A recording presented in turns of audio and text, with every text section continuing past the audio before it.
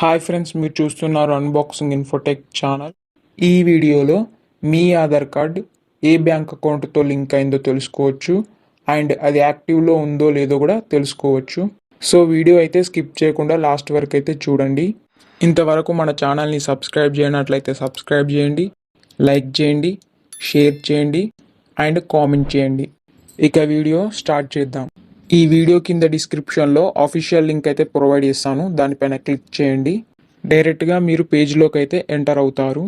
కిందనే లాగిన్ ఉంటుంది, దానిపై క్లిక్ చేయండి. అక్కడ Aadhaar card number and captcha అడుగుతుంది, ఎంటర్ చేయండి. కిందనే లాగిన్ విత్ ఓటీపీ అని ఉంటుంది, దానిపై క్లిక్ చేయండి. మీ రిజిస్టర్డ్ మొబైల్ నెంబర్కి ఓటీపీ వస్తుంది, ఓటీపీని ఎంటర్ చేయండి. మై ఆధార్లో లాగిన్ అవుతారు. పైకి స్క్రోల్ చేయండి. బ్యాంక్ సీడింగ్ స్టేటస్ అని కనిపిస్తుంది, దానిపై క్లిక్ చేయండి. ఇక్కడ మనకు బ్యాంక్ నేమ్ అయితే చూపిస్తుంది.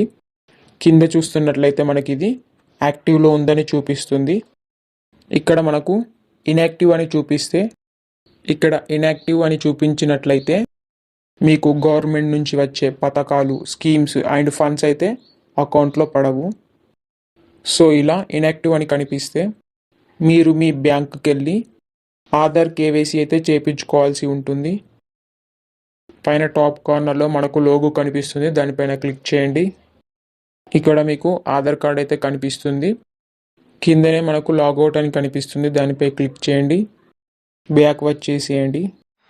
That's all for today guys. Keep watching our videos. We will see in next video. Until then, bye.